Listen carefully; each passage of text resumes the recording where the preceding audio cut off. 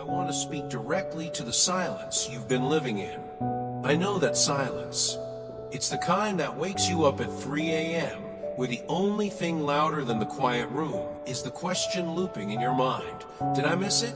Did God forget my address?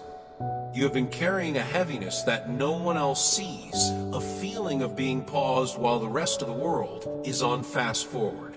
You've watched others celebrate milestones while you seem stuck in a perpetual waiting room, holding a ticket number that never gets called. But listen closely, because the atmosphere is shifting right now. That season of delay, it didn't break you, though it felt like it would. It is officially over. We are no longer talking about someday. We are talking about a divine confirmation that is practically already in the mail. Think of it like a legal document from heaven, signed, sealed, and currently crossing the threshold into your reality. This isn't just a feeling, it is a tangible arrival of clarity and breakthrough. However, there is a danger here, and I need you to be aware of it. The danger is what I call spiritual fatigue. You see, when you've been disappointed for so long, your eyes adjust to the dark. You get used to the struggle. And when the light finally cracks through the door, your instinct might be to close your eyes because it's too bright, or because you're simply too tired to believe it's real. Do not let the exhaustion of your past blind you to the opportunity of your present. This is a hinge moment in your life. You are standing on a bridge connecting the person you had to be to survive and the person you are destined to become to thrive. The wait wasn't a denial, it was a setup. But to cross this bridge, you have to wake up. You have to shake off the dust of "it never works out for me" and stand at attention. The silence is breaking, and the first sound you hear will be the unlocking of a door you thought was sealed forever. The restoration of lost rights. Let's go deeper into what this unlocking actually means. We aren't just talking about getting a lucky break. We are talking about restoration. In the spiritual realm, nothing that was truly yours is ever lost, is only intercepted. There are blessings, inheritances, and spiritual rights that belong to you, peace, prosperity, a sense of purpose, that have been suppressed by opposing forces. Think of them as funds sitting in a frozen bank account. You couldn't access them, not because you were unworthy, but because the account was locked down. Today, the freeze is being lifted. I know looking back at the last few years feels like looking at a battlefield. You see scars, lost time, and missed opportunities. But let me offer you a different perspective. What if that darkness wasn't a tomb, but a dark room? A dark room is where the most beautiful images are developed, but they require total darkness to process. Your suffering was not a punishment, it was a forging process. You were acquiring the emotional muscle and spiritual grit necessary to handle the weight of the blessing that is coming. Now you face a critical choice. It sounds strange, but many of us are addicted to our own struggle because it's familiar.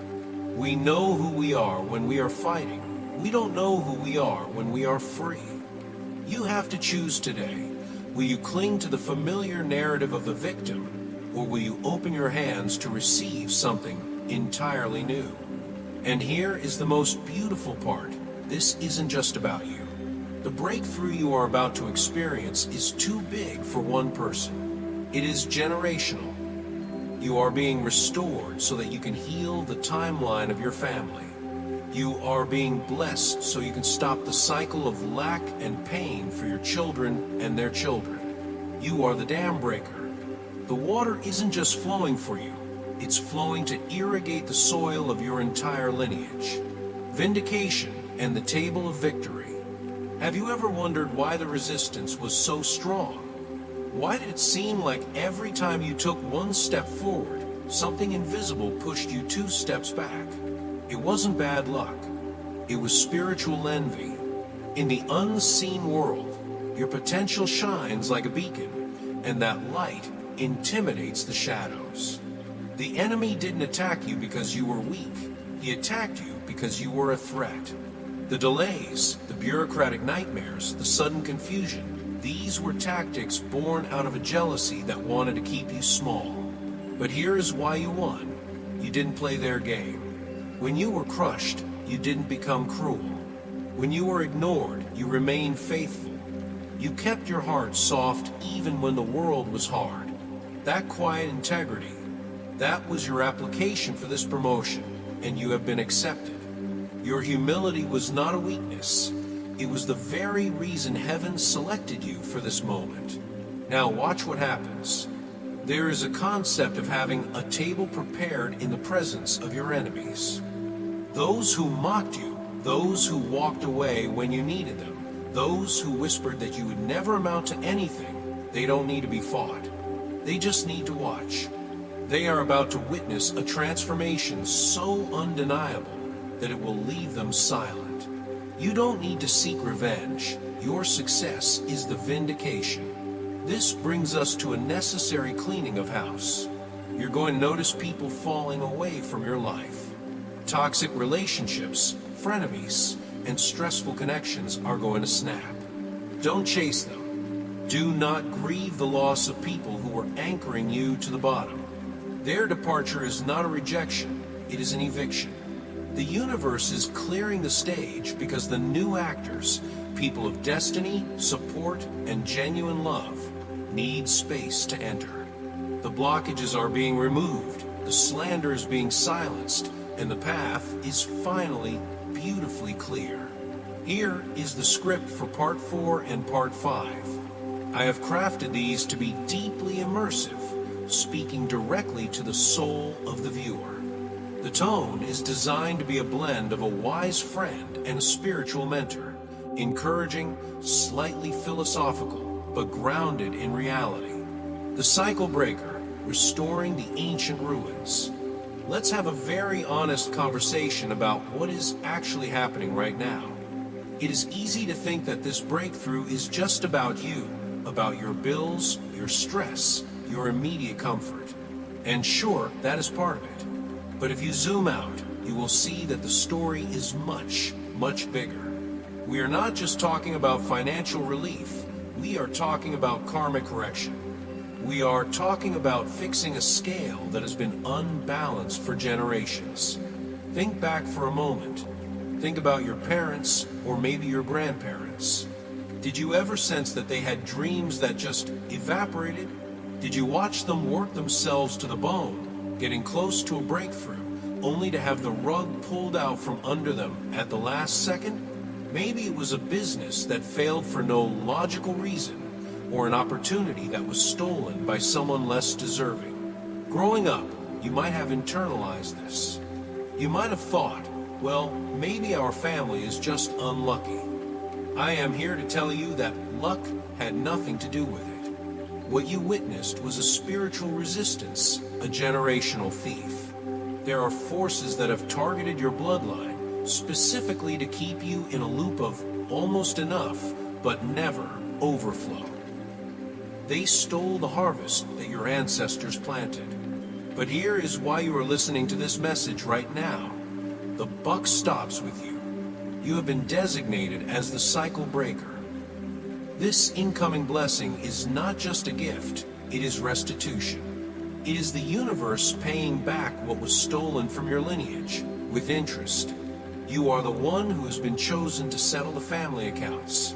This is a heavy responsibility, I know, but it is also a magnificent honor. You are being given the resources not just to survive, but to rebuild the foundation that was cracked before you were even born. Imagine a dam that has held back a river for 50 years. The water didn't disappear, it just piled up. That is what this blessing is. It is the accumulated prayers, tears, and labor of those who came before you, finally breaking through the wall. And this leads to a critical point. You must cancel the old agreements. Somewhere along the line, your family might have accepted the lie that poverty is noble, or that struggle is our destiny. You have to consciously reject that script today. You need to say, that ends with me. The invisible chains, the negative vows, the unspoken limits that whisper don't aim too high, they are being dissolved right now. You are walking into a season where the ceiling of your parents becomes your floor. You aren't just getting a blessing, you are recovering a legacy. You are retrieving the baton that was dropped decades ago, and this time you are going to cross the finish line. So, when this provision arrives, do not look at it with guilt. Do not ask, why me? Instead, realize that you are the answer to your grandmother's prayers. You are the restoration of the family name. The era of loss is closed. The era of restoration has officially begun. The art of receiving, trust over logic. Now that we understand what is coming, we need to talk about how it arrives. This is where most people miss the boat. We humans are addicted to packaging. We have a very specific idea of what a miracle looks like. We expect the sky to part, a choir of angels to sing, or a winning lottery ticket to float down onto our doorstep.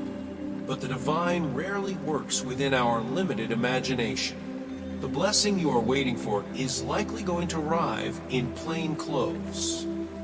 It might come through a conversation with a stranger in a coffee shop. It might come through a phone call from a number you don't recognize. It might even come through a person you previously overlooked or dismissed. The universe loves to hide treasures in earthen vessels. If you are looking for a king, do not be surprised if you find him in a manger. If you are looking for a breakthrough, do not be surprised if it comes wrapped in a challenge or a humble interaction. This leads to the hardest instruction I have for you today. You must turn down the volume of your logic. Your logical mind is a brilliant tool for survival, for paying taxes, for crossing the street safely. But it is terrible at miracles. Your logic is based on your past data, and your past data says, I've been hurt before, or this is too good to be true. If you try to analyze what is happening right now, you will talk yourself out of your destiny. You will paralyze yourself with the hows and the whys. How will this happen? Why now? What if it's a trick? Stop. Breathe. You have to suspend your need to understand the mechanics of the miracle. You don't need to know how the electricity works to turn on a light. You just need to flip the switch. The switch in this case is absolute trust. This is the shift you must make. You are moving from being a seeker to being a holder. A seeker is always desperate, always looking, always feeling empty. A holder knows the package is already in the mail. A holder walks with a quiet confidence, not a frantic energy. When you shift your mindset from, I hope this happens, to, I am preparing for this to happen, the energy around you changes. You stop repelling the blessing with your anxiety and start attracting it with your peace. So, here is your assignment for the next few days. Be observant. Pay attention to the coincidences. Listen to the nudges in your gut that say, go to that place or call that person. Do not dismiss the small things. And when the opportunity presents itself, even if it looks different than you expected, do not hesitate. Do not ask for permission to be blessed.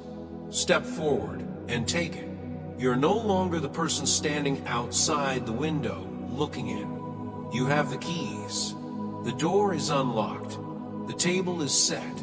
The only thing left to do is sit down and receive. Welcome to your new